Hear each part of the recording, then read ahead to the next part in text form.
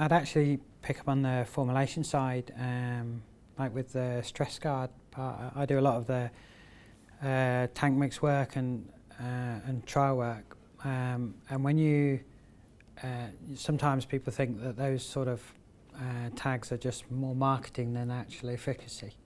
But one thing I've noticed is the dew dispersal side of, say, stress guard. Bear in mind that fungus wants moisture level on the leaf in order to be able to move and infect the plant. If you get a drier leaf or you create a drier leaf, then you're going to tip the scales against the fungus growing. So rather than just relying on what the active ingredient does, if you can change the climate and habitat environment on the plant leaf, you can tip the balance away from the disease in favour of control. And you can see when you physically go out and spray it, if you spray onto a dewy turf, you can see the dew disappear.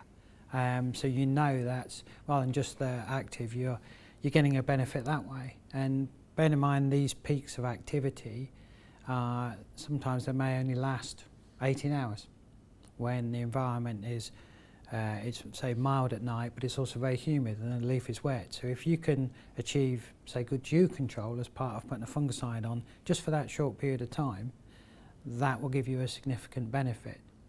So almost the formulation side is, I'm seeing, is just as important as the active ingredient, because as Colin said, we've got a lot less active to use now. We're not allowed to put large amounts of active on the turf, so what we do put on has got to be used as effectively as possible. And if we can tip the scales against the disease by getting good dew control, drier leaf, then that's a benefit. So R&D into actives is one thing, but the formulation is just as important, I think.